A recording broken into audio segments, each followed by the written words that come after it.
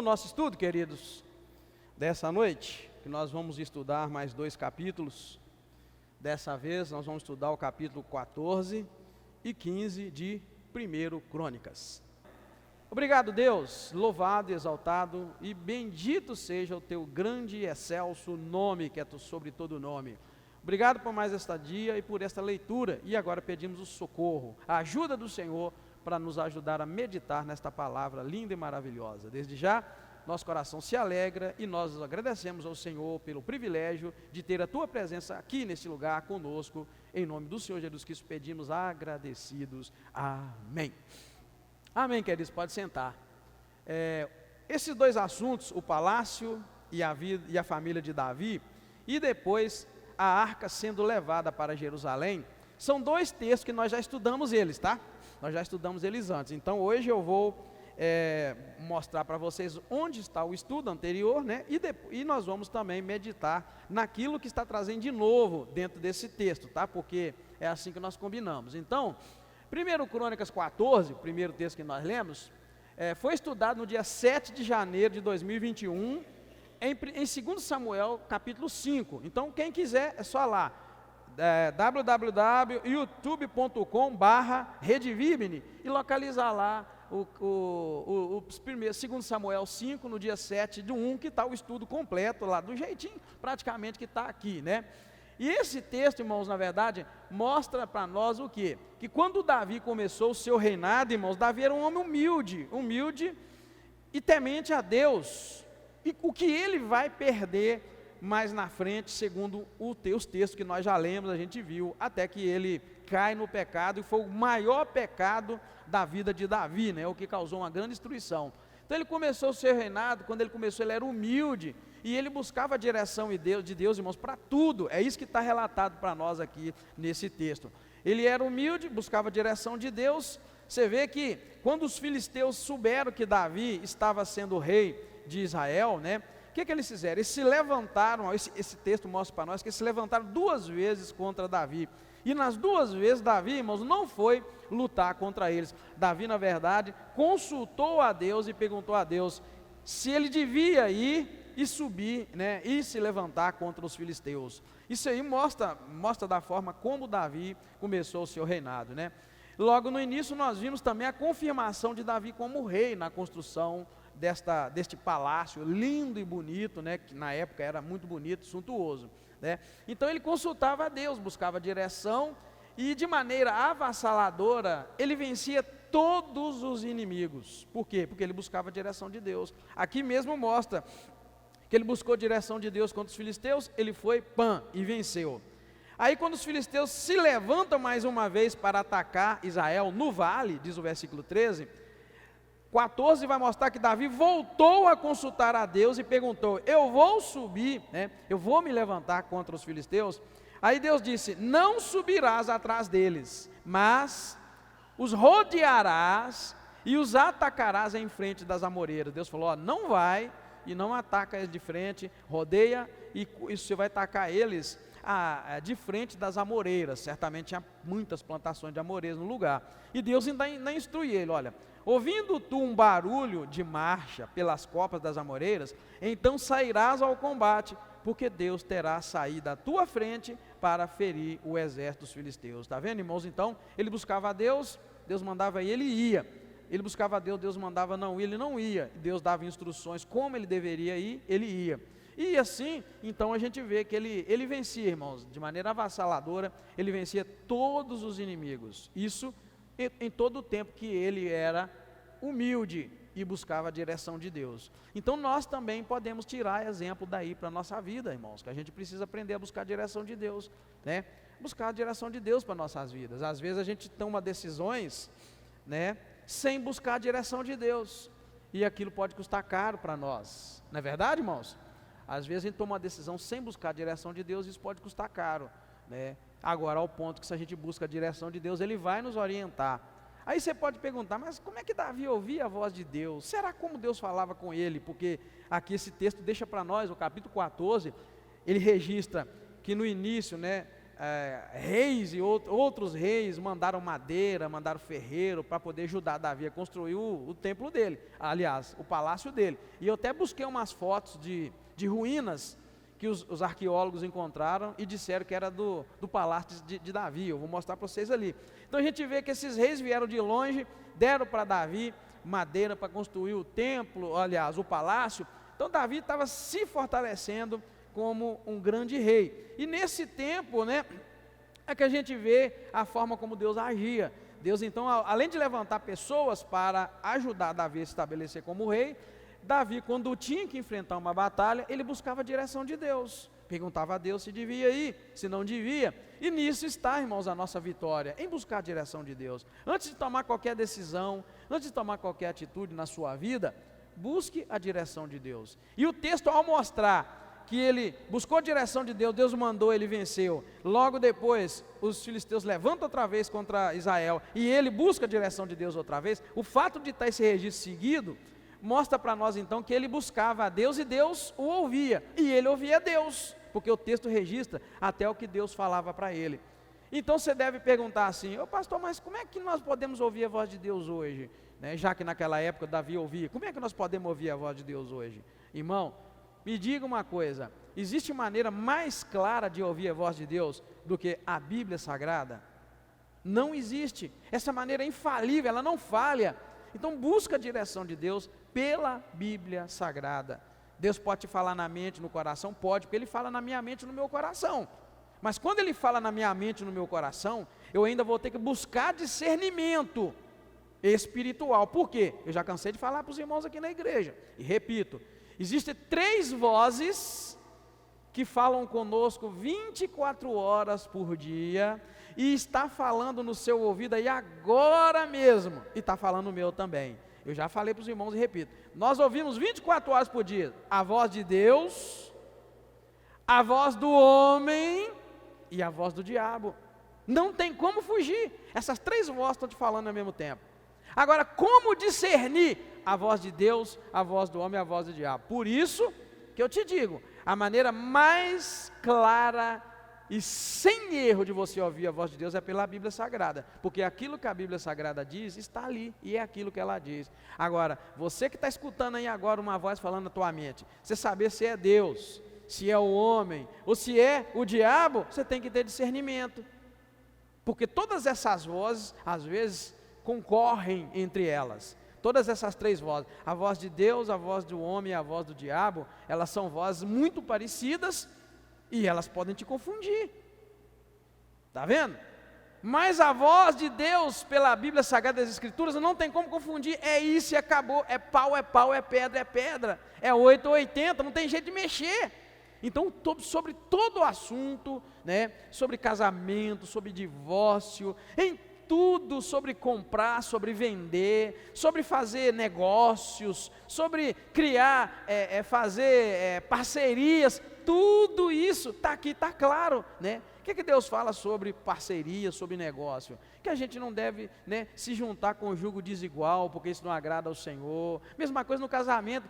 Pastor, eu posso casar com fulano ou com fulano? Não precisa me perguntar, e nem vai na Bíblia. Deus fala lá sobre as uniões desiguais. Está vendo, irmão, como é que é legal? Aí você está bem casado, mas quer divorciar. Ah, pastor, e agora não sei se eu divorcio, se eu não divorcio. O que a Bíblia fala sobre o divórcio? Está aí, não tem dúvida, né, irmãos? A gente sabe o que Deus fala sobre o divórcio, não sabe, irmãos? Deus gosta do divórcio? Não, Deus odeia o divórcio, né? Ah, mas Jesus falou lá que Moisés deixou dar carta de divórcio. Ah, deixou, mas lá fala como Moisés fez isso. Moisés fez isso por causa da dureza do coração. Então tem cura, né? Se o divórcio é permitido no caso da dureza do coração, então vamos pedir a Deus para curar a dureza do coração e não vai ter divórcio. Está vendo, irmão, como é que a Bíblia é muito clara, não tem erro? Agora, se você esperar ouvir a voz de Deus falar a ti, no teu coração, na tua mente, aí você vai ter que ter discernimento, vai ter que saber qual das 3 vozes está te falando: voz de Deus, voz do homem e voz do diabo. A voz de Deus é a Bíblia, é a palavra. Deus não vai falar nada que é contra a Bíblia. Se Deus falar algo que é contra, já não é mais Deus, então é fácil saber, né? Agora, a voz do homem, ela é complicada, porque a voz do homem, o teu eu entra no meio, o ego entra no meio. Na maioria das vezes eu noto nos irmãos que as decisões que vocês tomam, mesmo relacionadas às coisas de Deus e tal, porque as coisas pessoais eu não sei, a maioria passa pelo ego, e às vezes porque eu gosto de algo, eu digo que aquilo é bom, mesmo que aquilo prejudique a maioria da igreja. É o eu, irmãos, é a voz do eu, não é a voz de Deus. Vamos falar uma coisa, por exemplo, muito boa aqui, som, né, som. Tem gente que tema comigo que o som da igreja às vezes está muito baixo, mas por quê? Porque o eu dessa pessoa gosta de som alto. Então não importa se está arrebentando o ouvido de todo mundo, os camaradas chegam perto de mim, o som está baixo. Isso por quê, irmãos? É a voz do homem falando. A voz do homem ela é perigosa porque entra no eu. Então se o camarada gosta de som alto, o som baixo é ruim. E se for preciso de colocar o som, se mandar escolher qual tipo de som nós vamos pôr aqui na igreja, o camarada fala alto, porque ele gosta, é a voz do eu, tá vendo, querido? Não é? Ah, vamos pintar a igreja toda de preto, vamos pôr tudo preto aqui assim, tal, pastor. Aí eu pergunto, por que pôr preto? O camarada vai inventar 300 coisas, porque ele gosta das paredes pretas. Mas aí se a gente chegar e falar, mas o claro economiza energia, a cor mais clara descansa os olhos, é isso e aquilo, a pessoa vai temar que não.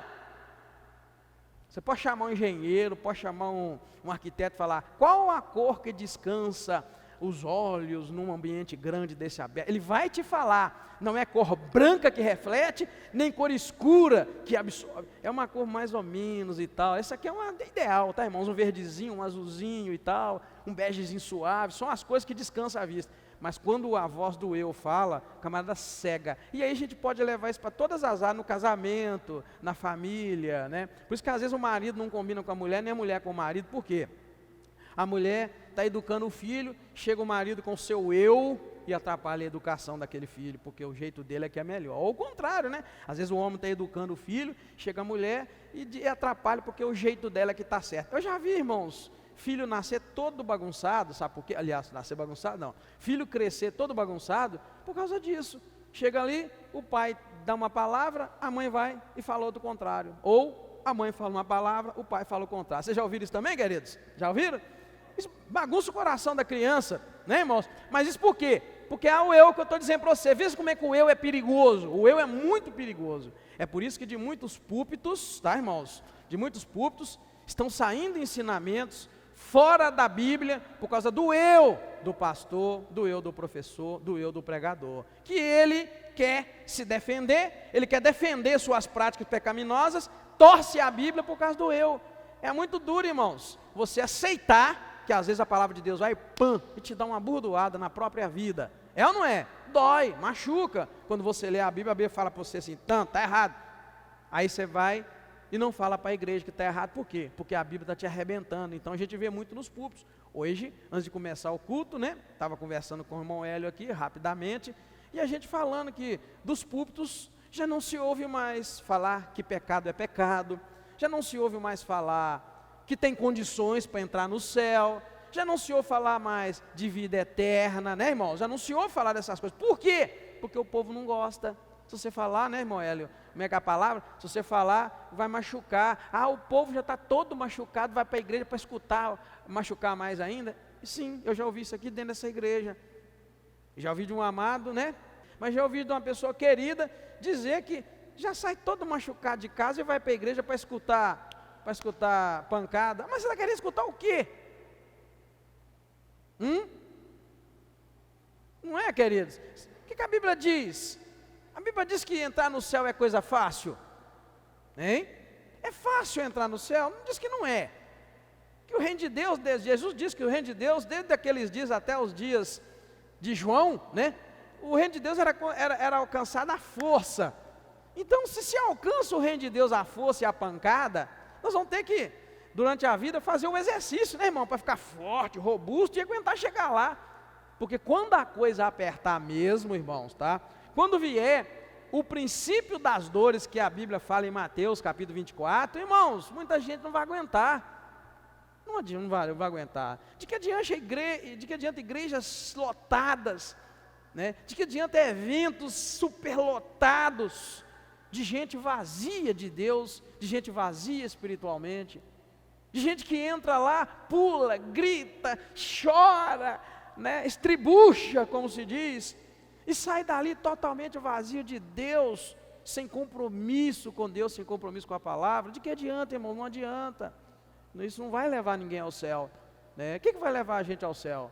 Vai levar a gente ao céu é o caminho. Jesus disse: eu sou o caminho, a verdade e a vida, e ninguém vem ao Pai senão por mim. Jesus é o caminho.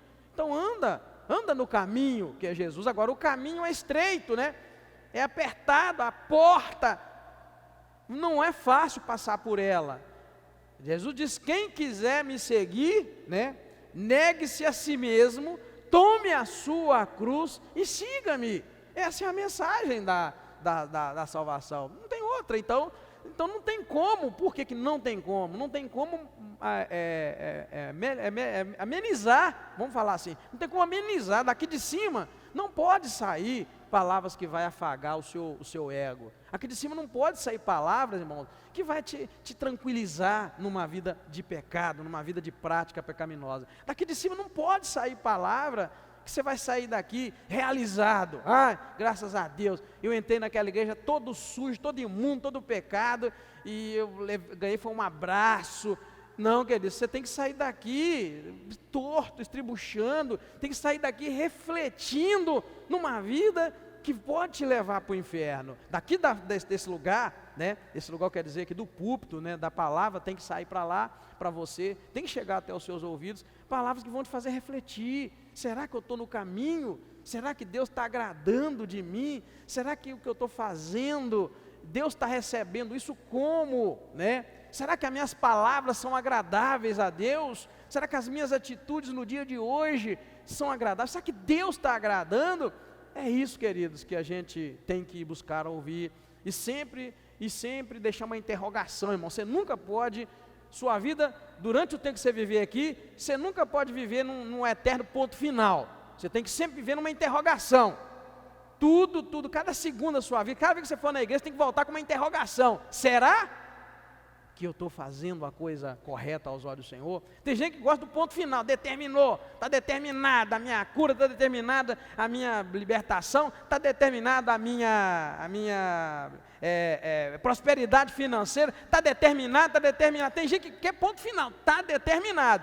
Mas eu diria para você, se você quer alcançar a vida eterna, enquanto você tiver o último suspiro nessa vida, não esteja com um ponto final na sua vida, esteja com uma interrogação. Será que eu fiz o certo? Será que eu estou fazendo o certo? Será que a maneira que eu estou tratando a minha esposa, que você está tratando o seu esposo, está certo? Será que hoje, neste dia, eu fiz a coisa certa? Ou será que o meu Deus esperava de mim fazer o contrário? Amém, igreja? Amém, queridos? É isso que a gente vê que Davi tinha, e nós precisamos ter, irmãos. Então eu quero que você saia daqui dessa noite pensando assim: será? Né? Será? Para onde eu estou indo? Será? Então toma muito cuidado com esses negócios. Determina para a tua família a vitória, irmão. Determina, não determina nada, irmão, para a tua família. Coloca uma interrogação. Será que a minha família está nos caminhos do Senhor? Será que eu, como marido, estou nos caminhos do Senhor? Será que eu, como esposa, estou nos caminhos do Senhor? Será que eu, como trabalhador, será que eu, como crente da igreja, estou agindo certo com meu pastor, com meus irmãos, com as minhas irmãs? Sempre, irmãos, uma interrogação. É isso que faz a diferença quando você precisa ouvir a voz de Deus. Davi ouvia a voz de Deus muito claramente. Então você vai conseguir a voz de Deus quando você primeiro viver nesse sentido que eu estou dizendo. Interrogação, será? Né? Será? E não aquela coisa, está pronta. Assim você vai ouvir a voz de Deus falando no teu coração. Porque quando Deus te falar, não faça isso, você não vai questionar. Você vai viver sempre perguntando, será? Né? Amém, queridos? Então é muito sério isso eu estou falando, porque é preciso que a igreja volte aos pés do Senhor, que essa geração volte para os pés do Senhor e pare de buscar em Deus cura, pare de buscar em Deus libertação financeira, pare de buscar em Deus prosperidade, pare de buscar de Deus arroz e feijão e aprenda a servir a Deus sem arroz e sem feijão no prato, irmão. E aprenda a servir a Deus sem saúde, e aprenda a servir a Deus sem dinheiro. É isso que vai te levar para o céu, porque vai chegar um dia que isso vai acabar tudo. Vai chegar um dia que vai acabar a saúde, vai acabar dinheiro, vai acabar tudo, e você não vai ter também, que Deus não vai dar. É o fim. E aí, irmão, você vai para onde nesse momento que não haver mais cura, que não haver mais condição alguma, nada daquilo que você busca vai acontecer? Deus não vai te curar, Deus não vai te dar vida financeira boa, pode ser que Ele até te cobre. Já imaginou? Aquele tempo, quem não tiver a marca da besta não vai comprar. Vou falar dessa igreja, irmão. Se nós estivéssemos vivendo esse tempo, 99,9% levava a marca da besta por causa de um prato de arroz e de feijão. Desta igreja, eu falo sem medo de errar. Covid me mostrou isso. Covid me mostrou que os crentes de hoje só querem oba-oba. Covid me mostrou que os crentes desta geração só sabem lotar igreja, lotar estádio e apagar as luzes e pular igual cabrito e dizer que tem vida com Deus. Mas na hora do, como se diz lá na roça, na hora do pega para capar, irmão, nós não queremos nem saber desse negócio. Nós negamos Cristo por causa de um prato de feijão. Covid me deu uma lição muito boa. Covid me deu muita lição muito boa. Muito boa. E a maior lição é essa. Essa geração não está preparada para o que está por vir. Está longe de estar preparada. Essa geração é de ficar em casa. Essa geração é de ficar na frente de YouTube, de televisão. Essa geração é uma geração que para vir para a igreja, eles obedecem às autoridades, mas para ir para as farras, não tem isso. Para ir para a rua, para passear, para comprar. Sabe o que eu aprendi com essa geração? Foi isso. Foi isso que eu aprendi. É isso que o Senhor está nos deixando ver. Agora, a igreja que está atenta, a igreja que está andando em espírito, ela já viu isso. Ela já notou que não está preparada. Essa geração está preparada. Sabe, irmãos, se Jesus voltasse mesmo em 2020, 2021, Jesus voltasse mesmo, misericórdia, um tiquinho de gente que ia sobrar vaga no céu. Ia sobrar vaga. Porque se o Senhor resolvesse buscar uma igreja fervorosa, uma igreja presente, uma igreja viva, ele ia encontrar uns gatos pingados dentro da igreja. Era isso que ele ia encontrar, gatos pingados. Então, a gente precisa escutar e ver. O que Davi tinha? Davi ouvia a voz de Deus. Como ele ouvia? Ele ouvia do jeito dele. Agora nós temos o nosso jeito de ouvir e a gente não está ouvindo, tá? Temos o nosso jeito de ouvir Deus, mas nós não queremos ouvir Deus. Eu já disse aqui e repito, esta é a geração das justificativas. Você não vem à igreja e tem uma justificativa. Qual? Meu trabalho, pastor. Minha família, pastor. Eu tenho que ter um tempo para a família, pastor. Eu tenho que ter um tempo para minha esposa, pastor. Eu tenho que ter um tempo para o meu esposo. Tem que ter um tempo para os meus filhos, pastor. É a geração, irmãos, da justificativa. E Deus está só anotando lá. Está bem, está justificado, meu filho. Mas naquele dia não vai ter isso. Naquele dia não vai ter isso, irmãos. Eu amo Apocalipse, e eu falei para vocês que eu gosto de ler o Apocalipse assim, pega um capítulo e leio até o último. Apocalipse fala uma palavra lá que essa geração precisa aprender. E repete mais de uma vez a palavra, ao que vencer darei, ao que vencer entrará comigo na cidade, ao que vencer, sabe o que isso quer dizer, geração? Geração que dorme. Sabe o que quer dizer geração da justificativa? Sabe o que quer dizer geração do oba-oba? Quer dizer que tem que lutar para vencer, porque é ao que vencer que Deus vai dar. Está vendo, querido? É assim que funciona. Então, para vencer tem que lutar, tem que dar pancada. Para vencer tem que ir em frente. Para vencer não pode escutar as vozinhas no ouvido. Não, vai vencer, você tem que focar assim. Eu quero Deus, eu vou para Deus e não importa quem vai tentar me impedir. Se tentar vai cair, porque eu vou seguir. É isso, irmãos, que é vencer. Vencer não é justificar para não ir à luta. Veja bem, vencer não é justificar para não ir à luta. Vencer é ir à luta e vencer.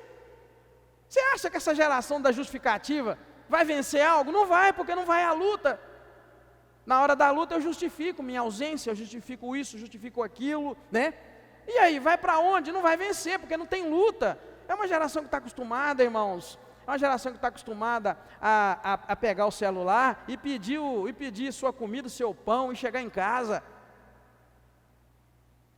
Essa geração está acostumada, essa geração está querendo transferir as facilidades da era digital para a vida espiritual e não funciona. Olha que eu vou repetir, esta geração está querendo substituir as facilidades da era digital para a era espiritual e isso não funciona assim. Funciona assim. Outro dia eu fiquei pensando assim, por que na nossa época a gente era esbelto, não era gordo, e a gente comia para burro? Aí eu fiquei pensando, irmãos, olha, eu morava ali na rua ali, ó, Rua Goiânia ali, e para eu comprar pão, se nós quiséssemos comer pão, a gente tinha que ir lá na Avenida Macapá, descendo por cento, a padaria Guerra, que voltou a funcionar hoje, perto de onde a Ana trabalha e o Deni. Hoje não, hoje o pão está aqui, está ali, você perde o pão chega. Então esse povo fica deitadinho, compra pão, o pão vai. Não, a gente tinha que andar, não sei quantos quilômetros, 2, 3, para ir lá comprar o pão. Então a gente exercitava, está vendo? A gente exercitava.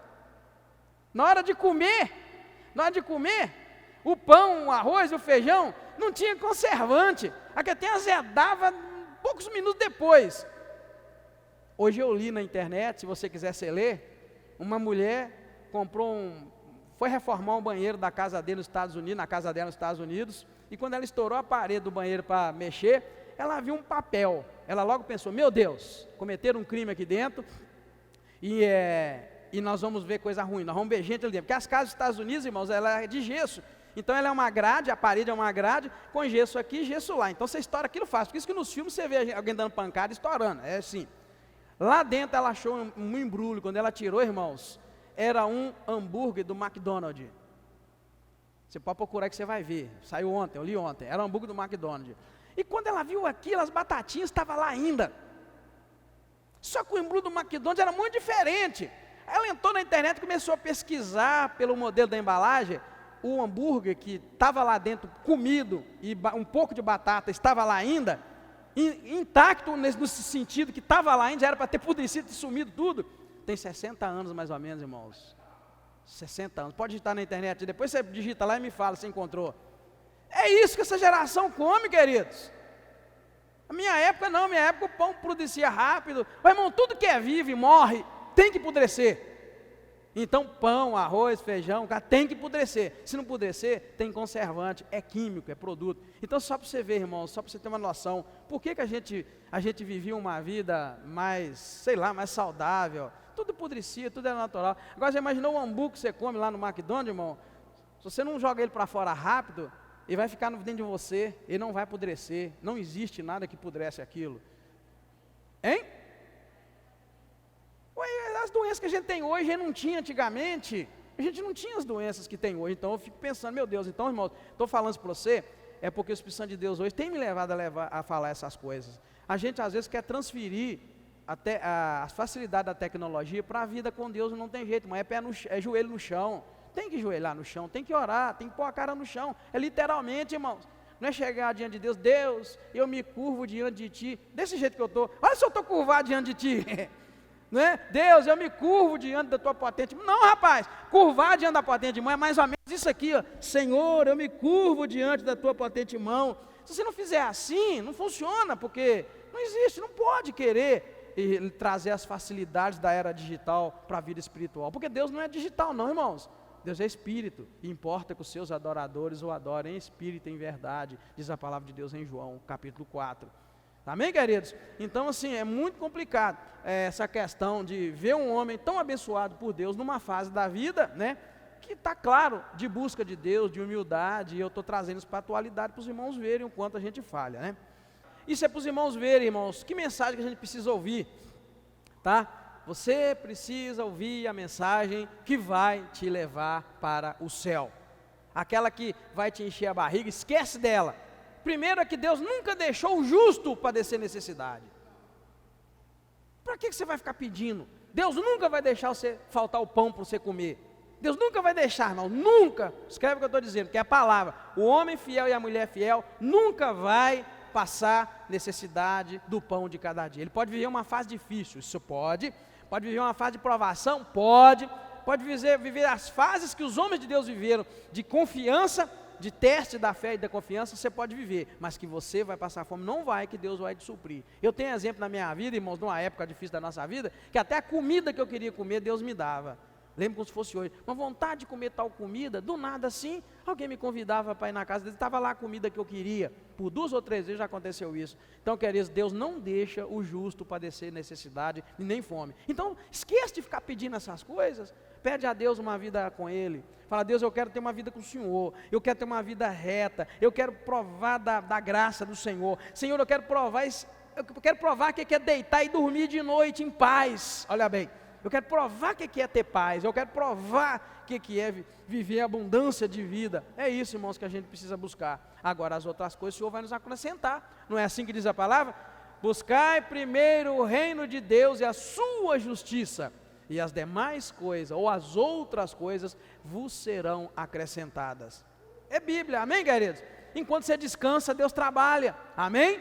Enquanto você está de joelho diante dele, Ele está trabalhando para te abençoar, está criando leis. Olha que lindo, irmãos. Enquanto você está lá de joelho buscando a Deus, Deus está criando lei, Deus está derrubando lei, Deus está criando situações para que você seja abençoado. Amém, igreja? É assim que funciona, tá? No reino de Deus, né? E no capítulo atual, então, esse 14, né, irmãos? Nós vamos ver o que, na verdade? A disposição de outros reinos num esforço conjunto para que Davi se estabelecesse como rei. É isso que nós vamos encontrar nesse capítulo. Um homem que busca Deus, um homem que busca direção, e um homem que Deus vai levantar. Muitos reinos irão, o rei de Tiro, por exemplo, que vai mandar coisas para que Davi se estabelecesse como rei de Israel, né? E aqui, irmãos, eu falei para vocês que eu ia trazer, eu tinha uns vídeos, mas eu não quis trazer o vídeo, porque nenhum vídeo era muito direto. Eu falei, não, então deixa, tá? Isso aqui são ruínas da Torre de Davi, tá, irmãos? Torre de Davi. Isso aqui, na verdade, tudo é a cidade de Davi, que os cristãos começaram a chamar de Torre de Davi. Esse lugar aqui é a cidade de Davi. O que é a cidade de Davi? É esse lugar que nós acabamos de ver, nós acabamos de ler, na verdade, tá? Que Davi se estabeleceu como rei. Se a gente ler a palavra lá atrás, em 2 Samuel capítulo 5, nós vamos ver que Davi, ele passou a habitar numa fortaleza, e é aí nesse lugar que foi estabelecido. Arqueólogos finalmente, tá? Arqueólogos encontraram e descobriram que lá é o lugar. Diz assim, 2 Samuel 5, verso 8, disse Davi naquele dia: aquele que quiser ferir os abuseus, esses coxos cegos a quem a alma de Davi aborrece, terá de subir pelo canal. Por isso se diz que nem cego nem coxo entrará no palácio. Aí verso 9, assim habitou Davi na fortaleza e lhe chamou a cidade de Davi. E aí ele foi edificando, irmãos, ao redor, terraços de apoio, alpendre, e foi fazendo aquilo ali, de maneira que a cidade foi crescendo do ponto da fortaleza que ele vivia para fora. Tá vendo? Olha, que coisa mais de louco isso aí, ó. Hein? No lombo, irmãos, de burro, nas costas. E é muito grande, quem quiser pode ir lá, tem gente de subir até no topo aqui dessa torre. E um detalhe, aqui tem uma visão de 360 graus da cidade toda, irmão, da cidade de Davi. Então, ou seja, depois que você subia lá naquela torre, você podia olhar assim, ó, todos os lados que você olhar, você via a cidade. De fato é uma fortaleza, é uma coisa linda, é uma coisa excepcional. E os arqueólogos está aí, está aberto, tem vídeo das pessoas entrando, subindo, né, para chegar até o lugar. Isso é a cidade de Davi, a cidade como um todo, né? Isso aqui, irmãos, foi descoberto também, e tudo indica que aqui estava o palácio onde ele morava, a casa onde ele morava. Tem vestígios aqui neste lugar, tá vendo, nessa área aqui, e olha bem que tem uma muralha aqui ao redor. Era aqui que tudo indica que era o palácio onde ele vivia, e a cidade estava mais ou menos nesse ponto aqui. O que isso quer dizer, irmão? Quer dizer que de algum lugar desse palácio, Davi, né, viu aquela Betseba, aquela mulher bonita, tomando banho, desejou e tal, e foi onde ele caiu, ele pecou. Tá vendo? Esse fica mais ou menos no morro, mais ou menos numa colina. Tá vendo? Tudo aqui. Eles encontraram aí selos, encontraram placa falando de Davi como rei, e tudo indica que lá encontraram muita porcelana, e quando eles fizeram a datação da porcelana, confere exatamente com a época em que Davi e Salomão foram reis. Então, só para os irmãos terem uma noção, né? Tudo isso é possível visitar, tá, irmãos? Se a gente for lá, só para os irmãos verem. Já o capítulo 15, irmãos, que é o último que nós estudamos, ele foi estudado no dia 14 de janeiro, 14 de janeiro de 2021, né? Está em 2 Samuel 6. Esse capítulo 15 não é uma repetição, irmãos, do texto que nós já estudamos, porque ele salta a tragédia que aconteceu com Uzá, né? Quando Uzá foi morto, né? Porque tentou encostar na arca, né? Encostou na arca, salta essa parte, né? E mostra também a decisão que Davi teve de ordenar os levitas como carregadores da arca e como louvoristas. Neste capítulo de hoje, a gente vê que Davi chega a dizer assim, olha, ninguém pode levar a arca de Deus, senão os levitas, porque o Senhor os escolheu para levarem a arca de Deus e para o servir eternamente. Aqui, nesse capítulo, Davi fala, olha, não dá, agora eu sei que ninguém pode pôr a mão na arca, senão os levitas que Deus escolheu. E aí é que ele toma então essa decisão de ordenar, para ninguém mais põe a mão. Aí o texto mostra para nós que ele juntou todos os levitas, os filhos de Arão e dos de Levi, fala o nome deles. Aqui mostra que Davi ordenou eles para cantar, para tocar. Uma coisa muito bonita, irmãos, é que eles tinham uma capacidade muito grande para tocar e para cantar. Eles eram louvoristas, então Davi faz isso tudo, né? E aí, esse texto que nós lemos hoje, mostra simplesmente que quando Davi entrou numa procissão, a arca foi numa procissão, irmãos, a arca na frente e o povo atrás pulando, alegrando, tocando os instrumentos, e a Bíblia diz que Davi estava vestido de linho fino, com uma estola sacerdotal, e Davi dava saltos, pulava, né, de alegria, dançava de alegria, e Mical, a mulher de Davi, que era na verdade filha de Saul, quando observou isso, ela zombou, ela desprezou Davi, chamou a atenção dele, falou mal, né? E aí o que acontece? Aqui não mostra os detalhes de como Davi amaldiçoou, de certa forma, Mical, porque ela zombou dele. Já no capítulo lá atrás mostra, Davi vai e fala para ela, ó, você está aí dizendo isso de mim, que as mulheres vão me criticar porque eu estou pulando, estou saltando, mas eu vou ser honrado delas, e você vai ver isso. E a Bíblia termina dizendo lá no capítulo anterior, que Mical nunca mais pôde ter filhos, ou seja, é meio que uma maldição de Deus veio sobre ela e ela parou de engravidar. E vamos ser sinceros, tá, irmãos? Naquela época, uma mulher que não tivesse filhos, praticamente ela não servia como mulher, como esposa, porque era cultura e é normal, o casamento ele se dava também e muito mais em função de progredir, de crescer, de multiplicar, do que só casar. Casamentos eram desfeitos porque a mulher não podia engravidar. Então havia aquele peso muito grande e foi isso que Deus fez, porque ela fez isso com Davi, nunca mais ela pôde ter filho. Porém, esse detalhe não está nesse texto aqui, tá? É no 2 Samuel 6, tá?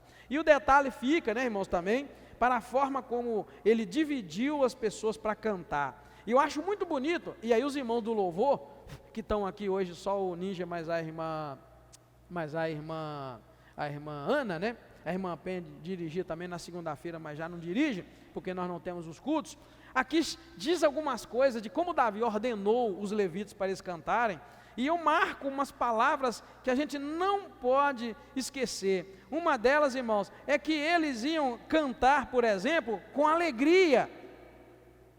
Cantar com alegria é diferente de cantar com tristeza. Eu falo direto para os meninos, ô meu filho, não fica cantando essas músicas depressivas, canta música alegre, é um dos aspectos do louvor. Então a gente vê que eles louvavam ao Senhor com alegria, e vai mandando eles de certa forma fazer isso. Olha o versículo 16 para você ver, 1 Crônicas 15, 16. Disse Davi ao chefe dos levitas, que encarregassem seus irmãos cantores, para quê? Olha bem, com instrumentos de música, com alaúdes, harpas e símbolos, se fizesse ouvir e levantasse a voz com alegria, irmãos, não é com tristeza. Eu vou ser sincero, Deus nem aceita uma música cantada com tristeza, tem que ser com alegria. Tá? Então são detalhes detalhes básicos, né, do ministério de música na igreja. Nesse caso aqui eram os levitas, né, que além de carregar os utensílios do templo, alguns deles eram responsáveis pela música. E aí vai dizendo, né, sobre a ordem que eles deviam cantar, tudo direitinho, né? Veja bem o 19, os cantores Emã, Asaf e Etan se faziam ouvir com símbolos de bronze. Olha que bonito. O 21, com harpas de tonalidade baixa para conduzir o canto. Olha bem, irmãos, verso 21, para quem trabalha na música, o verso 21 tem muito significado, olha. E Matatias, Elifeu, Miquinéias, Obed-edom, Jeiel, Azarias, olha bem, estavam louvando a Deus com harpas de tonalidade baixa para conduzir o canto. O Hélio, que é músico, sabe disso. Tonalidade alta, não dá para conduzir uma música congregacional. Então, são detalhes que a gente precisa, os músicos da igreja precisam entender. Estão aqui conduzindo música, conduzindo louvor. Vocês nunca podem cantar em segunda voz, ou quantas outras quiserem.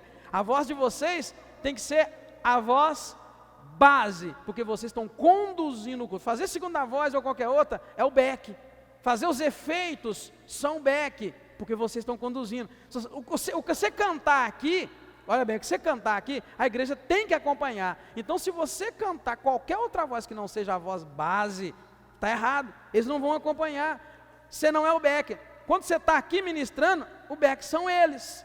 Você não pode fazer voz de back, você tem que fazer a voz base, a voz de tonalidade mais baixa, né, para que você possa conduzir a igreja. Senão você não conduz. E na verdade, irmãos, os irmãos da música sabem disso muito bem. Você, certamente, ainda que não tenha estudado música, né, já notaram que faz uma diferença muito grande, não é? Existe uma cadeia, tá, irmãos? Depois vocês lê devagarinho, lê direitinho essa parte do versículo 13 para baixo, que dá as instruções para a gente, que são excelentes. Agora olha o versículo 22, vocês estão com a Bíblia aberta aí, olha o 22. Está falando Davi ordenando, tá, irmãos, a forma de culto. Olha, que Ananias, chefe dos levitas, olha bem, ficava encarregado do canto.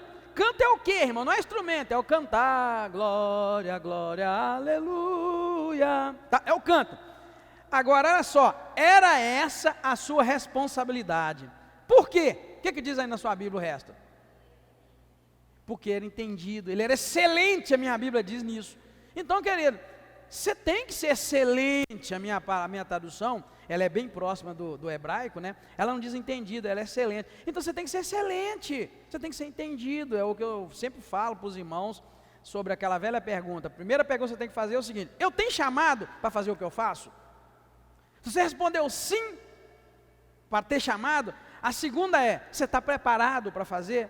Porque são coisas que tem que andar junto. Eu tenho chamado, se eu não tenho chamado, eu tenho que cair fora, né? Se eu fizer a pergunta, diga, você tem chamado para ser pastor? E a minha resposta for não, então eu tenho que chutar o balde e sair. Agora, se eu responder não, eu tenho chamado para ser pastor, aí tem a segunda pergunta, eu estou preparado, eu tenho preparo para ser pastor? Tem que ser sim. Se não for não, mesmo que eu tenha chamado, eu ainda não posso ser pastor, porque eu tenho chamado, mas não tenho preparo. O preparo é Deus que dá. Bom exemplo são todos os homens da Bíblia. Deus, ao chamar Moisés apresentou suas desculpas, mas Deus preparou Moisés. Moisés não foi de uma hora para outra, foi preparando Moisés. Mesma coisa, Samuel, novinho lá no templo, Deus chamou Samuel, falou com ele, mas ele não estava preparado. Foi preciso Eli ajudá-lo, até que ele ficou preparado e ele pôde se tornar o grande profeta, sacerdote, homem de Deus, que Deus usou para ungir os 2 primeiros reis de Israel. Então, queridos, veja bem essas palavras aqui, cantar com alegria, sem contar, irmãos, que esses cantores, instrumentistas, cada um estava lá com na sua ordem, com o seu trabalho específico. Veja bem que os instrumentos com tonalidade baixa, direitinho para conduzir o canto, e que os que cantavam, os do canto, eles eram excelentes naquilo que fazia. A gente tem que estudar, tem que buscar, tem que ir para uma aula de canto, uma aula de solfejo, tem que ir lá, tentar, estudar, correr atrás, para poder, irmãos, fazer com excelência, porque Deus não aceita gambiarra não. Sabe esse negócio de chegar aqui para dar um estudo para vocês, irmãos, e não preparar? Isso é gambiarra. Sabe esse negócio de chegar para dirigir o louvor e não estar preparado? É gambiarra. Se você não cantar durante a semana, se ela não cantar durante a semana, de fato. Podemos concluir que enquanto Davi ia sendo fiel ao Senhor e conduzindo o seu povo debaixo do temor de Deus, procurando agradá-lo, Deus lhe usava poderosamente, como nos capítulos que lemos, em que ele centraliza o culto em Jerusalém, levando agora, com sucesso, a arca de Deus para Jerusalém. Por quê? Porque ele tentou levar a arca outra vez, não teve sucesso. Mas ele não teve sucesso para levar a arca, porque ele desobedeceu a Deus. Ele não colocou os levitas para carregarem a arca. Agora não, dessa vez ele levou com sucesso. Por quê? Porque ele ordenou que os levitas levassem a arca, segurando pelas alças nos seus ombros, exatamente como Moisés havia ordenado. Então, olha bem, o sucesso em levar a arca para Jerusalém dependia de obediência à lei, ao que Deus mandou Moisés escrever na lei, que era só os levitas que podiam levar a arca. Então, queridos, não é diferente nos dias de hoje. A gente precisa aprender a obedecer à lei de Deus, à ordem de Deus, o mandado de Deus, para que a gente também conduza a arca de Deus com sucesso, conduza a nossa vida com sucesso, conduza a igreja com sucesso, conduza o trabalho com sucesso. É preciso obedecer à voz do nosso Deus. Amém? Muito obrigado, Deus abençoa, em nome do Senhor Jesus Cristo. Vamos orar nessa hora. Bendito seja o nome do Senhor. Obrigado, Deus, pela palavra que falou ao nosso coração, pela direção da palavra, e que o Senhor nos abençoe, nos ajude, nos faça a cada dia crescer na graça, no conhecimento do Senhor. Abençoa, Senhor, todos aqueles a quem Tu queres abençoar. Onde chegar a nossa voz, que chegue a bênção do Senhor. Obrigado, dá-nos uma ótima restante semana, é o que eu te peço agradecido em nome do Senhor Jesus Cristo. Amém. Obrigado, queridos. Deus abençoe, em nome de Jesus.